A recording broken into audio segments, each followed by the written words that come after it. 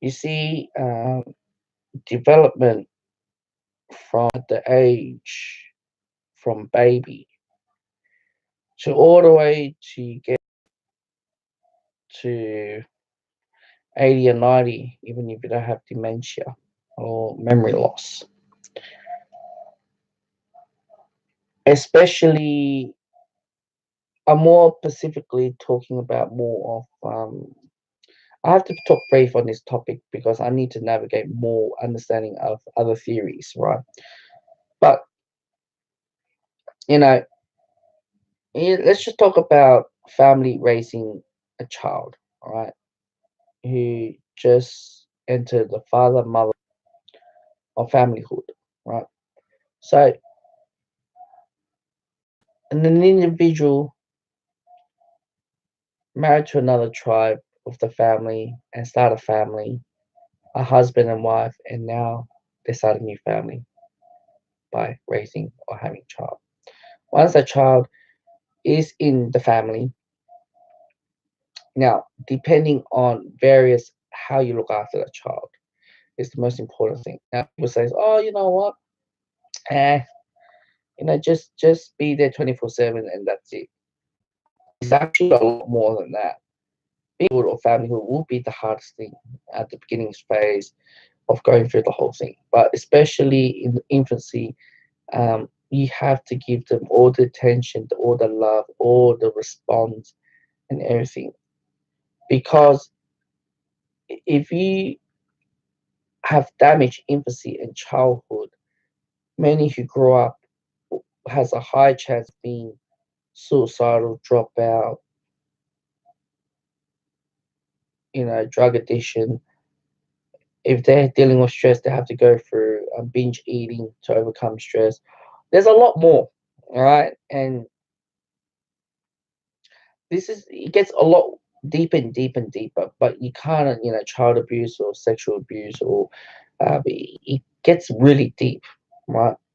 If you don't treat it really properly,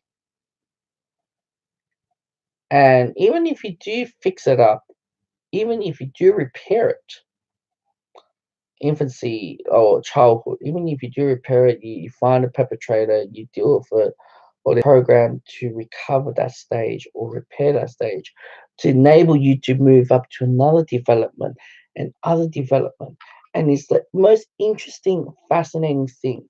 But one thing that I'll get to you, I think that this is the most important one, is we live in a modern Western civilization where workaholic apparently is part of our hugely lifestyle, where there should be two breadwinners instead of one, um, to live really, really happy. Now, if an infant has less attention from their parents, usually will end up when it grows older, there's not much love towards the family.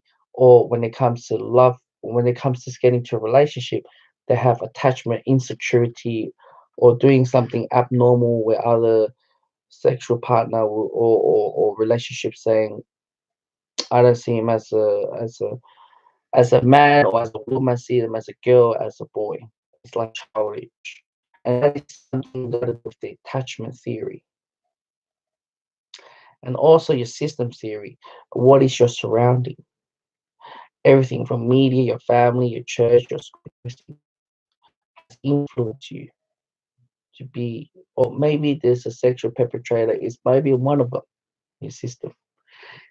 And people says, oh, you know what? And let's hear a lot of celebrities go through mental breakdown or haunted, and one of the most important one in today's world is the Me Too movement, right? Or whether they hit it at a very young age and got hit again at during the adulthood, or has happened to them during the workplace. How much has destroyed or damaged the individual mind, which I do not condone sexual assault or forms of shame, shapes in the form. So you understand what I'm saying? And not only that, even if you do went through psychological therapy and overcome all this, it still gets back to you once you get to elderly, the elderly age. it'll come back to you. It'll bite you. It really does. It bites you. And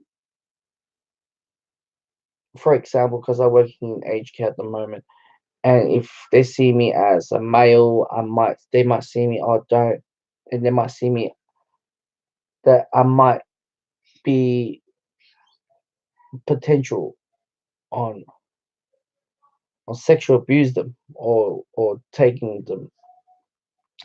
Even you hear like stories like pedophilia in the religious church, Catholic Church, how much has damaged most of these men or and women from a very young age. But you know what? I know I'm five. You kind of understand what I'm trying to say. But let's just look at into like early childhood or childcare or kindergarten or schooling, right? And remember what I said before. If you didn't provide enough response or attachment or um, what's that word? Uh, to the child, this is what's gonna happen, right? When I mean by attachment or love, response to their needs in time, manly. It usually happens in hospitals where there's a high ratio of staff looking after that many babies at one go, and the quicker newborn baby released out of the hospital and into the motherhood, or going to the family is ready to head to the uh, parenting, looking after the kids, is a lot better than letting child live and stay there longer in hospital, because there's been lack of attention and way how they do it. And it's I'm not gonna blame government for this, but they had to do what's best as they could to sustain the industry. All right, having one what is it? I don't know what do you guys call it? Nurses, baby nurses, to look after that many child. If the child has sickness or disease, they have to live longer. So each time the baby cry or wanting something, there's lack of response because the baby nurses, they have to look after more other babies, newborn babies. And when you enter kindergarten, oh no, so childcare, early learning childhood, or whatever you guys call it, kindergarten or prep, um, you'll be like institutionalized by having you know one teacher, one carer with 20 kids. And obviously, the teacher or the carer cannot fulfill everyone at one go. She has to fulfill what is the highest priority. And kids were crying, and they build their autonomy. They build their they didn't care if there's a problem, they dealt with it. And what you see from attachment theory and how it has damaged and destroyed uh, in the long run is very, very shocking. And that's why many of us in relationship, they like to date something outside their uh, probably international or foreign countries, right? Because they are very different attachment. But if it's Western, it's kind of similar. So, for example, people says, "Oh, you know what? People has yellow fever or this and that, or they have Latino fever or Latin fever or this and that because they brought up differently, and we yawn that attachment, that love is very different. We like something different, you know. So that's why many of them who, regardless, go to Thailand or marry someone or go to male bride order or whatever it is a higher number for them to get married or be girlfriend or someone an interracial relationship or this and that. Even though interracial relationship has half you half Scottish and half Spanish, they love mix. They love it. It's a lot more attractive, right? So we're heading towards that. I know we're getting too much, but you kind of understand what I'm saying. So the infant, you have less people look after you.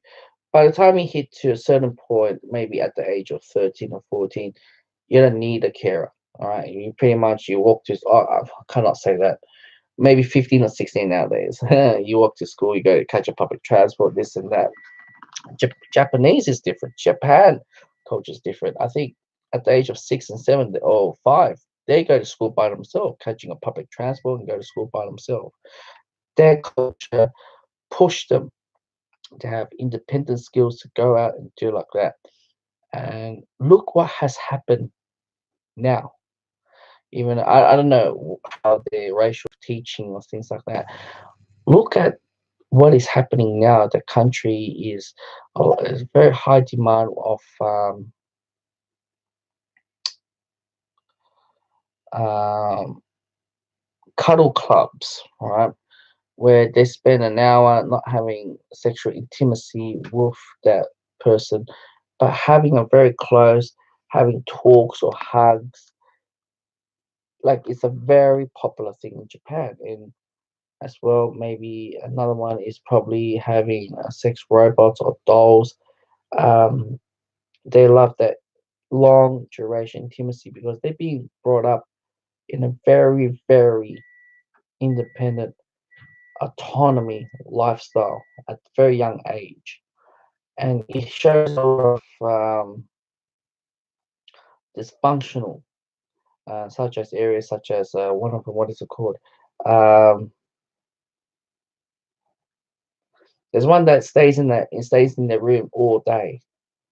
So it's either they close off of the society, based on the country has a very very high work ethic hours and everything like that. It actually makes them draw slower because they were born to be very strong. They got high school and primary, and out of nowhere they just went tumbling downhill because they lost that gap of development or attachment or whatever it is part of their life, and they're reunited and feels good and feels better about it. Or spend more time with their childhood or infancyhood, sort of. And when you get to adults, then you're grown up, and that's up to you, whatever what you do, right? And as you get older, like elderly, you need a bit of assistance or care, whether it's from ranging from minor to high care. The moment you step into aged care, that's when you're going back all the way back to your infancyhood, your childhood. Sorry, yeah, infancy. You have aged care staff, probably one carer, two carers for 14 residents, or 15 or 20 residents, and they're yawning to have the conversation, the attachment, the talk, or depression, or share their feelings, their thoughts, where you couldn't. Like as a carer, they have to run around to see who has high priority, make them watch movies or videos or TV all day and not spending much time on them. And just day by day, it's like that. And that's the human lifestyle of going through. You come back to that circle, the circle of life. What comes around, they come back around. I don't know. What comes around, run around, back around. Okay, okay, that's what I'm trying to tell you.